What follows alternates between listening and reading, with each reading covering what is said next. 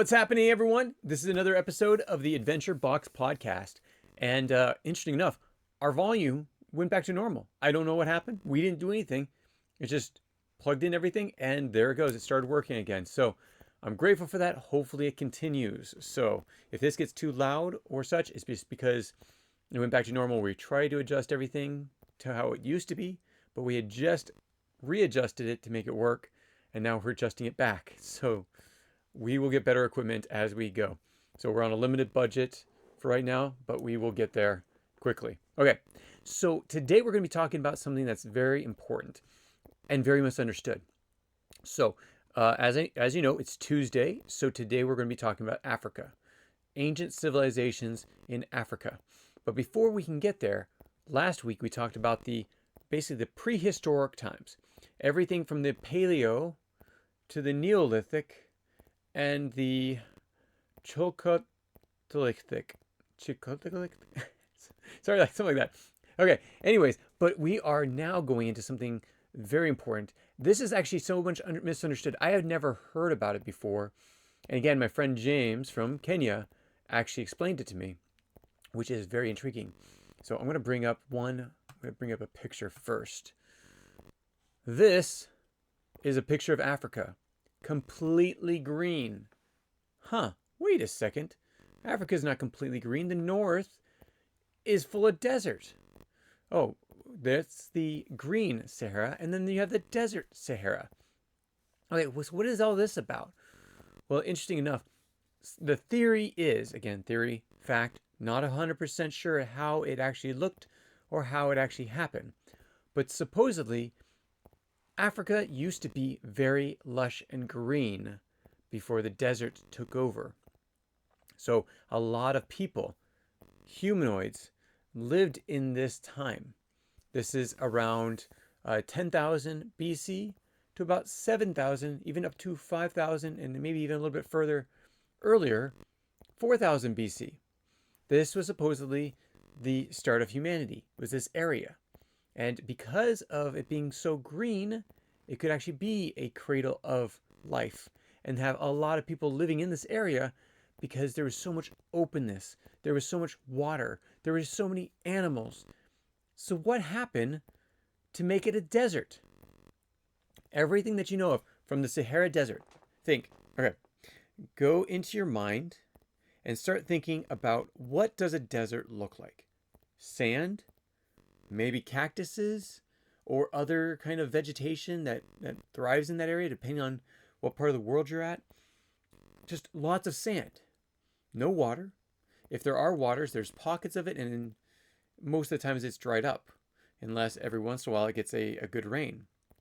So in the Sahara Desert, it is miles upon thousands of miles of just sand.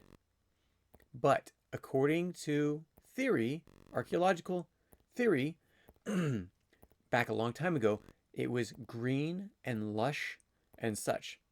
So people lived here. They thrived here. And it was a moderate temperature.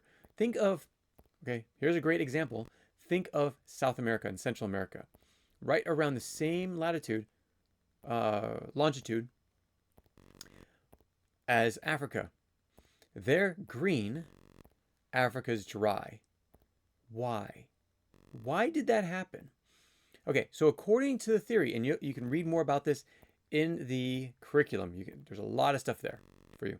But in this curriculum, you'll actually see some of the archaeological findings of why they actually believe that it was green. So if you move away a lot of the sand, so they do these archaeological digs in different parts of the desert to see what was there and to see if these things are actually true. So you move away a lot of the sand, and what do you find? You find fertile ground underneath. That's been dried up over time. But what used to be fertile ground, you find animal bones. You see vegetation, dead, of course, dried up, of course, organics, other organics composted underneath for centuries, for thousands of years. So the question is, was it all green, like some say, or were parts of it green? Of course, with the archaeological digs, they do it in certain areas. And so that would mean that certain areas were most likely green, but was all of it? Okay, so let's go into the next picture. Actually, you know what? Before we do that, I want to show you how it is right now. So this is a picture of how, oh, look at this. This is how you'd see it on a map. But let's turn on the satellite feed. This is North Africa. All sand. Egypt, sand. Liberia, sand. Algeria, sand. Western Sahara, sand. Mali, sand. Nigeria, sand. Chad, mostly sand. Some green. Sudan, mostly sand. So all of these countries are basically, and if you want to, Tunisia and also Morocco, mostly sand. So all these places, mostly sand. If you dig deeper into it and zoom in. Now, if you're listening to the podcast, I challenge you to go on Google Maps today and zoom into the Sahara Desert and zoom in and zoom in and zoom in, and you will find what? Rock and sand and dry dirt for as far as your eye can see. But there are actually some vegetations in some areas. Okay, so it's not a desert like you see on the TV, right? No, it's not. Some places are. So if I zoom out and I go further out here, complete and utter sand, just sand. That's all you get. And I can't zoom in too far. It's all sand. So out near Mali, Algeria, even Nigeria, or Niger, sorry. Niger is below it. And then Mauritania. I hope I'm saying that right. So most of those places are desert, where you'd see like the camels climbing over the big dunes of sand. These countries is where you actually find that. But look, there are actually cities in here, mixed within, most likely, a little bit of vegetation and other things that are in here. Now, some of these darker spots are not vegetation. Some of them are actually the rock that's there and the earth that's there. But miles upon miles upon miles, thousands of miles of just sand. And just somehow that all was not before it became sand. Before it was all sand, it was possibly green. So I want to show you another picture that I found. This is a map of how it would have been around 4 to 2000 BC. So somewhere in that time, you can see that there is one desert up in the northwest of Africa. There's one in the west central Africa, and there's another one near Egypt in that area. And a lot of the rest of it was green. Is there a possibility that this happened? Yes. All these deserts could have been green, but at the same time, there's no reason to say that there was not deserts in that area. Look at, for example, between Arizona and California, you have Death Valley. It's a large desert. It's an open, empty space of desert. And yet, you have striving metropolises on both sides. Now, a lot of the metropolises, a lot of the green is actually brought in by human, but there's a lot of green that's there naturally, as you've seen from some of our pictures. So this green area is not actually still there. It is mostly dead or dry. There are some vegetations, but not as much as shown in this type of picture. And so the question is, again, how did that happen? So let's go back into history. Now, here's a picture of Africa. I'll let you look at this while we stew over this question. Okay, so the question is, how did it happen? According to theory, this is from astronomers and also archaeologists and historians. Now remember, there is no written record of this time. No written record at this time. What is there? There are cave drawings. Do they show lush greens? In some places, but most likely those drawings were of the next topic we're going to be talking about, and that's domesticating animals and plants. So because they had to learn how to do this. When it was tribal, before the Neolithic era, you had people traveling all over the place. because they were following the herds, because there was herds everywhere. So they're following them. So you didn't have these set establishments, these settlements created yet. So you had all these people traveling around, trying to find their place in the world. During the Neolithic era, they started to solidify. Why did they start solidifying? Well, actually, some of this began to dry up. What happens if all of a sudden, and I'll get to the actual theory of why it happened in just a bit, but what would you do if all of a sudden you're living there and there's no water? Arizona, I'm just listening to this article my sister sent me. I said listen to because it's 2.5 hour long article. If you were to listen to it, reading it, it took her over a day to read. And so I'm not reading the whole thing. I'm going to listen to it. While listening to this, they're talking about Arizona. Arizona is drying up. And why is it? Now, this author has these interesting ideas of what it is, but he does not actually hit the root of the reasoning of it. So, what happens when Arizona, if Phoenix dries up? Well, people start to move. They start leaving Arizona because they don't have the water. They have too many restrictions on the water and such. Now, here's a question for you. If the water was drying up and you had a family that say you traveled around, now your normal habitat or habits are to travel around, to move around with the herds. What happens if everything dries up in your area and the animals move away? Well, naturally, because it's not the Neolithic era yet, you would leave. You would walk away and you'd find another place. So you go from North Africa, where it's starting to get really dry, and you start moving more north towards the Mediterranean, or you start moving south towards the Central Africa, where there's jungles and plains and things like that, still today. Or if you're closer to the west, or you have a desire to go west, you might go west.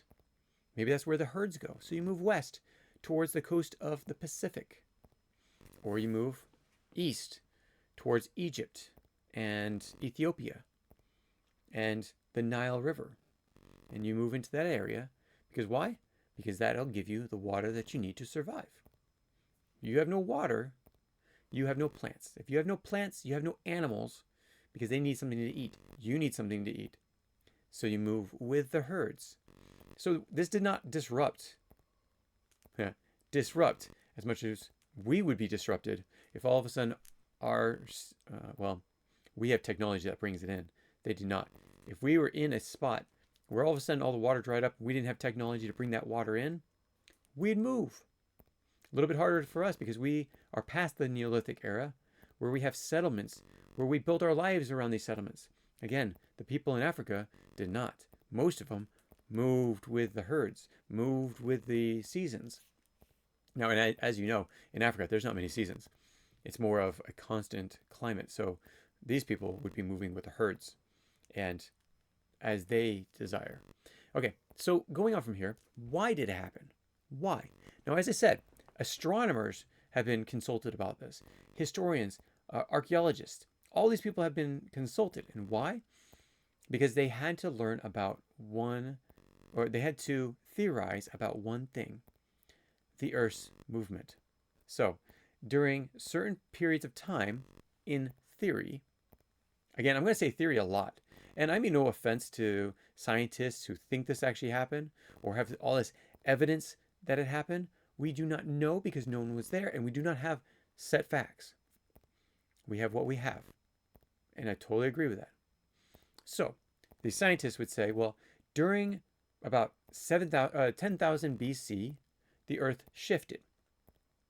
And it went from desert to lush green because the rains came in, the monsoons came in and soaked the land. Well, here's the thing. If the land is already salt and sand, and I do say salt because salt is a lot of times mixed in with sand when it's a desert, what happens? Well, the land dries up. No nutrients. If you dump a whole bunch of water on sand, what happens? Go to a beach sometime. What happens? It either erodes and gets washed away, but the plants take a very long time to build up. So Could it happen? Yes. Vegetation could find a way to survive. And then as that vegetation dies, new stuff comes out of that organic material that just decomposed, and new plants come up, and it grows up like that. But how do we know? We're not there. So in these archaeological digs that I talked about before, there's organic material. So there was organic material there. How much? We're not quite sure. Because even today, there is still in the Sahara Desert, now not where it's all sand, but in the rocky areas, there's actually plants that grow there. So there is vegetation that grows there. So during this time, this planetary shift happened. And then here's the interesting issue that I take with this theory. And then all of a sudden, 3,000 years later, it shifts back. Why in the world did it shift and then shift back? How in the world did it shift and then shift back? That was 7,000 BC, maybe up to 5,000 BC, according to them, 7,000 BC. It has been 7,000 plus another, what, we're in 2024 right now? That's been 9,024 years, give or take 100 years. 9,000 years, and we have not seen another shift. If it happened 2 times within that time period, where's our shift? In the continent, in the country, in the world, the globe itself. We don't see it. And so it makes it hard to understand or hard to believe that the Sahara Desert was green because of that. Now, here's the other question. What if, and that, again, that was the theory that they happened twice within 3,000 years. What happens if the Sahara Desert was actually green before they say Green Sahara? Again, we have no evidence of either side, because anything that can be found before that point can be construed by what is happening today. So if someone wants to say, oh, no, it was desert before it was green and then it was desert again, there's a lot of issues I hold with that. And you can too. When it comes to history, you can question history. Yes, we have experts. Well, experts are still fallible, which means they do make mistakes. So question everything. Learn as much as possible. And by questioning it, you will learn more. So if you want to say, hey, how is it that it was green? Do it. That is totally to your right. You have to be able to accept that there's archaeological findings that show that there's organic material in that area, though. So the theory now, the concept that I would be able to accept is where it was green before and there was one planetary shift. If there's one planetary shift, it shifts. The monsoons dry up. There is no more monsoons that come through and soak the land. Then what happens? Well, if you look at what happens outside when your grass doesn't get enough water, it dies, right? Okay, it dies. What happens to the organic material that was on top of the dirt? It dissolves in, it blows away, so on and so forth. What happens to the dirt? It cracks. Dry dirt cracks and it starts to break apart. What happens to the minerals and such that were in there? Well, with the blowing sands or the blowing winds, the sand is separated from the dirt. The organic material sinks and the sands move in. If there were deserts in this area, or say even the coast, all of a sudden the winds come, and they had strong winds in the Sahara. Strong winds come and blow the wind all the way in to cover North Africa. This is mind-blowing. Have you ever thought that the Sahara Desert could be of lush green like it was in even possibly up to the Amazons or up to like Central America? Again, same longitude all the way around the earth. So why wouldn't it be? I'm leaving that question for you to think about. Now, what is the second thing that's so important to learn about right now when it comes to Africa? So the next part in the next chapter or section in your curriculum is actually on the domestication of animals and plants. This is around the Neolithic era. And this is why they can actually become settled settlements and start making homes in certain areas. Now, there are some people that don't. They still wander in Africa. Not as many. Very, very rare to find it. People in Australia still wander. I don't remember anywhere else, but there's probably other places in the world where people still wander within a certain geographic area. It's probably not that large, especially with civilization moving in everywhere. Okay, so what happens when all of a sudden the sands come in, your land starts drying up, you have to move. Whether you are domesticating animals then or domesticating animals afterwards, you're going to see the value of domesticating animals, of having animals there at all times to farm, to breed, to get substance from, because you can't travel everywhere anymore. And the animals at this time might have been scarce because some of them might have died in what is now the Sahara Desert instead of becoming the Green Sahara. Especially as we were looking at that one picture, let's bring this picture back. Some of these places were already desert. What happens if it starts drying up and all of a sudden these lush areas start drying up before the lakes do? Well, the lake area is going to stay green until that lake dries up, and then that greenery is going to go away. So although animals would be collected around that lake as it shrinks and shrinks and shrinks until it's gone. Now remember, this is well before the industrial age. This is well before human mass existence. There weren't many humans in this area. So climate change, yes, yeah, it's true. The climate does change. Changes all the time. Even without humans, it changes all the time. And yet, we still learn to survive. So all those people and animals that were around that lake, as it dried up, they were able to acclimate to the drier climates until all of a sudden that water dries up. All the animals either die or you're going to put them within fences to try to keep them alive. So, domesticating animals became an essential life habit. In order to keep people alive, to keep your families alive, to keep anyone alive, you had to take whatever animals you could get that you could eat, or milk, or such, and keep them together. So this is, if you're seeing on the YouTube channel, this is a picture of a prehistoric drawing of, I'm guessing those are cows. They look similar to cows to me. Maybe there's something else. I'm not quite sure. Maybe it's a cow and maybe it's a horse. I don't know. But what I do know is this looks like, and I do know that it looks like, looks like a herdsman herding animals, domesticating animals. Going to the Egyptian drawings. Okay, so funny enough, I grabbed this from a reliable source, but it actually looks like a child drew it as a remaking of a Egyptian drawing. So I don't know if this is actually a true drawing, but I could show you, this one. That is true. This is actually a domesticated animal. You can see the rope around its neck. You have a herdsman with a whip behind him, and it looks like someone leading the cow to slaughter because he's got a fairly large knife in his hand. Knife, sword, machete. Most likely that cow is going to see its days, the end of days. And then it has all its writing up above it. I don't know exactly what those are. But this just shows that the domesticating of animals became an essential act. These are the Egyptians. Prehistoric times, the cave drawings, those were not Egyptians. Those were found on the western side of Africa and found throughout.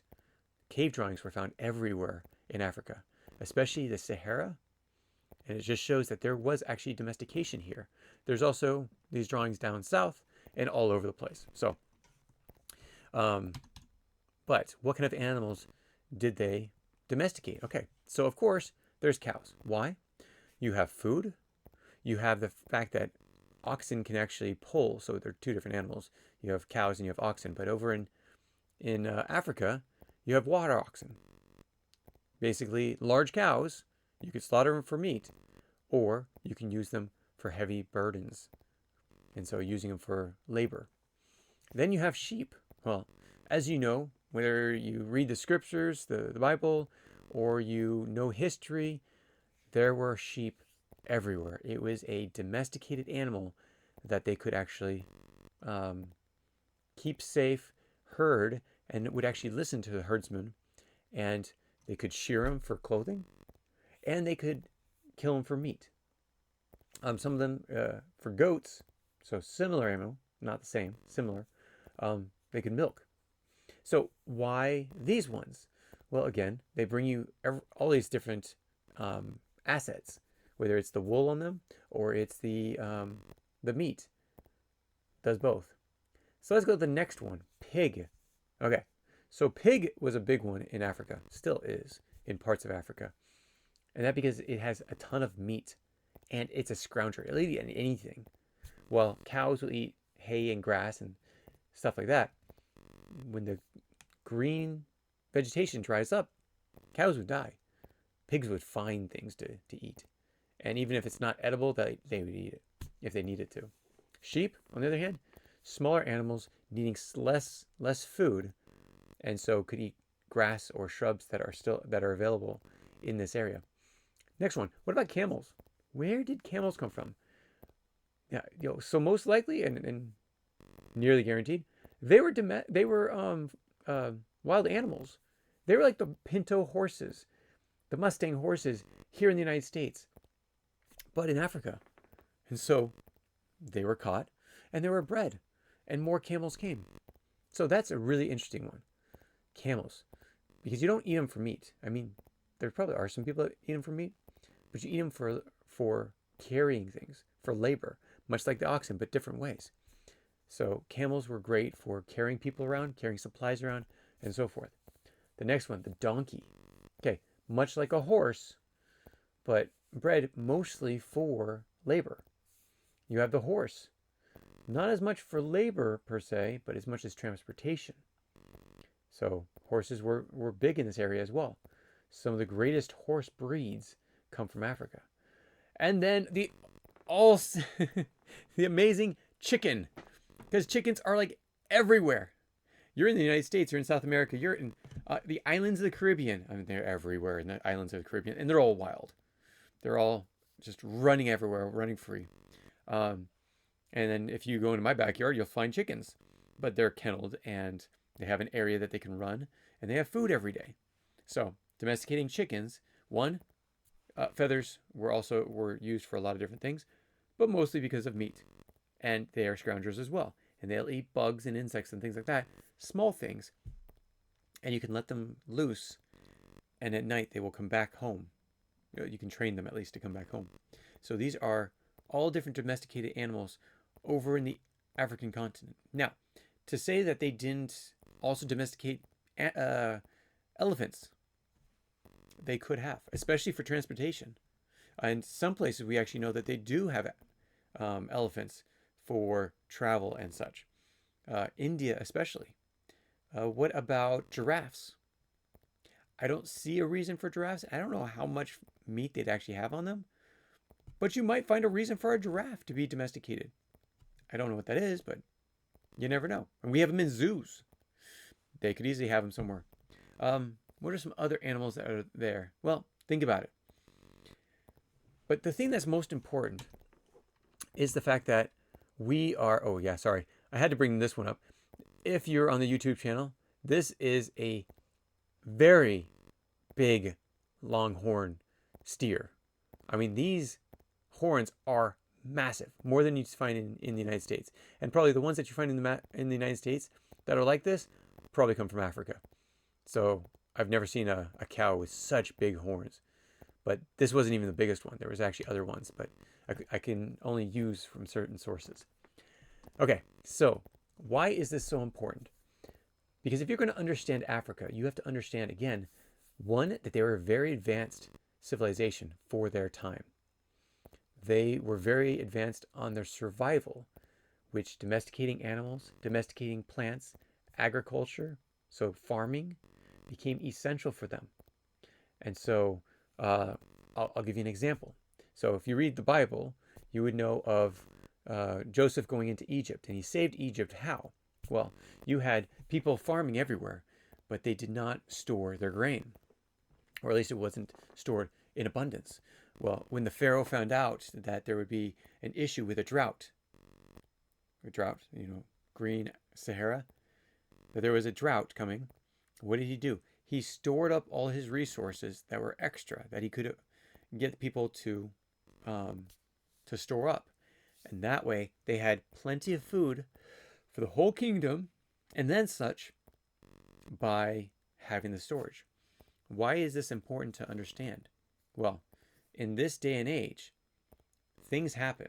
So we just had a pandemic. In 2000, we had a pandemic from mid-March, depending on which state, it went into the next year. Some of them, it didn't last as long. Some people were not locked down. But because of that, it was really hard to get the food. So maybe we can draw a lesson from these civilizations that it may be good to actually have some food storage in your home. It may be good to store up for a time that something may happen. Drought, famine, pestilence in the sense of like COVID, maybe something worse. Maybe the economy tanks and everything starts being overpriced. We're going to get into a story next week about the Mali Empire and how they destroyed the Ethiopian market. Yeah, that's right. They destroyed the Ethiopian market for years, even decades. Why? Because of gold and because of wealth. And we're going to go over that. But if all of a sudden, a single bar of gold, you needed one single bar of gold to buy a loaf of bread, you wouldn't be able to afford that very long. Any gold that you did have, say it was given out freely, any gold that you would have disappeared. We're actually going to go into the economics of it as well, talking about Mansa Musa and the Mali Empire. Again, that's next week. I think it's probably going to be on Tuesday of next week. So stay tuned for that. That's all I have for today. There's actually a few other things. So on Thursday, we're going to be talking about the we already talked about the desertification of the Sahara and migration. We're going to talk a little bit more about migration because there's a theory in here of where the people went. Now, I told you a little bit about it. We're going to go more into that. Also the development of the complex societies within Africa. And the next one is the San hunter and gatherers, which is, you would also know them as the Bushman culture. This is a very interesting culture, and it's one that needs to be talked to first before we go anywhere else. So thank you so much for joining me on this great day for Adventure Bots podcast, and we will catch you next time. Take care. Have a great day. Bye. If you have any comments or questions, add them to the comments below. Otherwise, we'll see you tomorrow, actually. Take care. Bye.